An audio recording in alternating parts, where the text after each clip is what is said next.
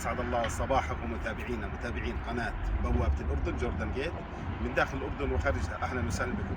ما زلنا في العاصمة عمان التي تزخر بالمواقع الأثرية، ومن أهم هذه المواقع الأثرية وأقدمها التي تعود إلى العصر الحجري الحديث هي موقع عين غزال. خلينا نشوف المعلومات القيمة عن موقع عين غزال مع الأستاذ محمد السعيد. أسعد الله صباحكم متابعين قناة جوردن جيت بوابة الأردن. أشكرك أخ عماد على هذه المقدمة الرائعة عن هذا الموقع الرائع والذي يقع في الجزء الشمالي الشرقي من مدينة عمان، وتحديدا على الطريق الرئيسي ما بين عمان والزرقاء.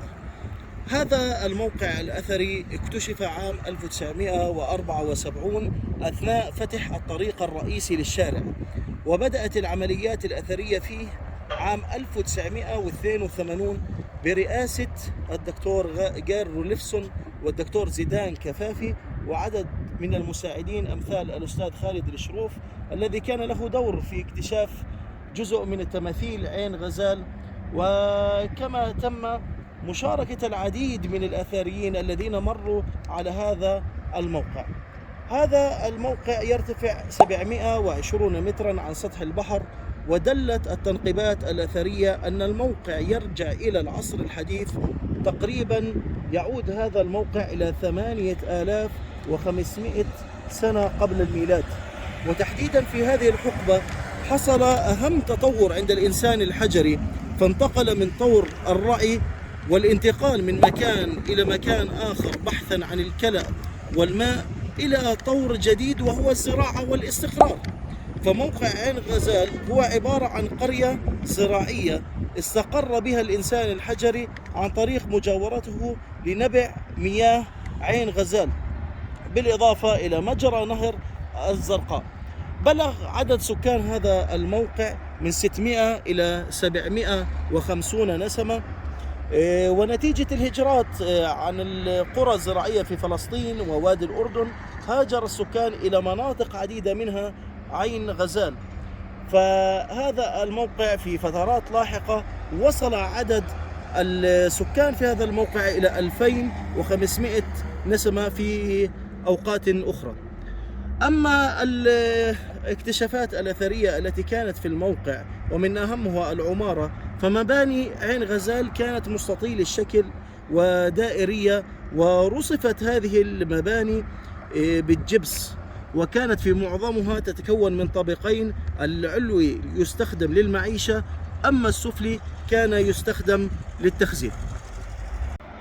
إن أهم ما يميز هذا الموقع موقع عين غزال الأثري والذي يعود كما ذكرنا مشاهدنا العزيز هو تماثيل أقدم تماثيل على مستوى العالم اكتشفت في هذا الموقع. هذه التماثيل صنعت من الجص، وقد صممت هذه التماثيل لأغراض دينية.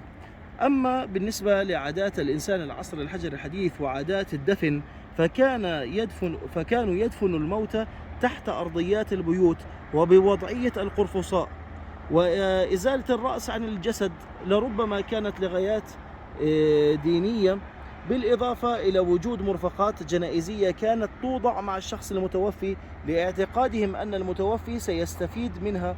أما الأدوات المستعملة فكانت من الحجارة الصوانية كما يظهر في هذا الموقع مشاهدنا العزيز، والتي كانت تكسر ويعمل منها الأدوات الحادة التي كانت تستخدم للصيد. إذن هذا الموقع مشاهدنا العزيز تستطيع أن تلخصه كما يلي: أن الإنسان انتقل من طور الصيد إلى طور الزراعة والاستقرار بجانب نبع عين غزال ومجرى نهر الزرقاء، بالإضافة إلى أن هذا الموقع استخدم لغايات دينية منها تماثيل عين غزال. اكتشف في هذا الموقع أيضا أقدم تماثيل على مستوى العالم كما ذكرنا، وهي التماثيل الجصية التي لا تقدر في هذا الثمن.